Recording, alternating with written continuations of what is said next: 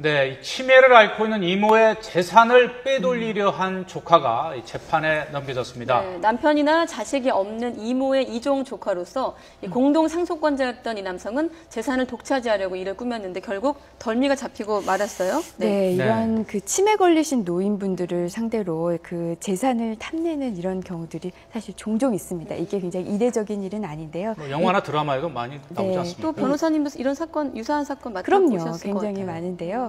지금 이 사건을 간략하게 설명을 드리면 2003년도에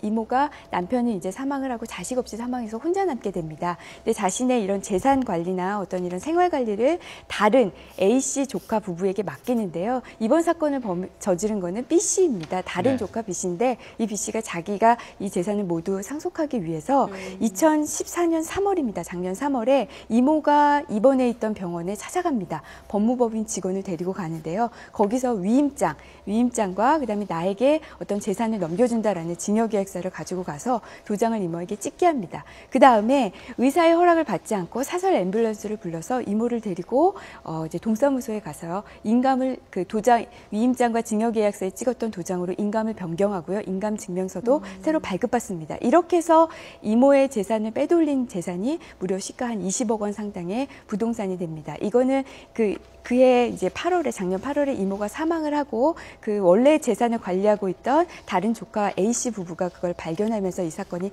발각되게 됐는데요. 뭐 이런 사안은 사실 종종 있습니다. 뭐 어떤 위조를 하거나 아니면은 뭐 치매인 상태를 이용해서 같이 몰래 이렇게 도장을 찍거나 이런 경우가 종종 발생을 하는데요. 치매에 걸린 이 어떤 뭐 부모님이나 어떤 이런 어르신들의 그 재산을 관리하기 위한 법적 그 장치는 있습니다. 2013년 7월에 민법이 개정되면서 금치산 제도, 한정치상 제도가 없어지고 성년 후견인 제도가 들어왔는데요. 성년 후견인 제도를 통해서 성년 후견인 제도를 이용하시는 분들 한 절반 정도는 치매라고 성년 후견인 제도요?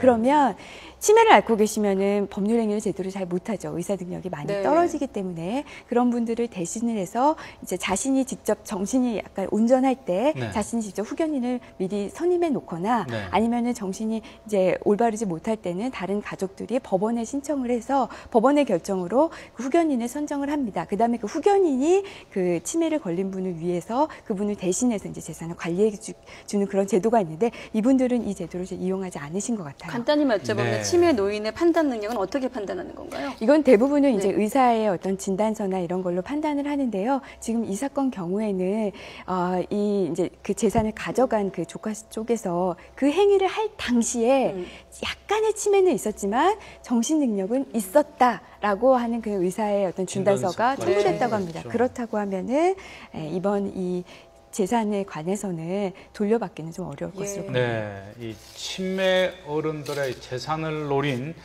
어떤 이런 그 가족 간의 이러한 어떤 비극이라고 해야 되나요? 뭐 속임수, 사기 이런 부분에 대해서 한번 짚어봤는데요. 지금까지 임방글 변호사였습니다. 고맙습니다. 감사합니다.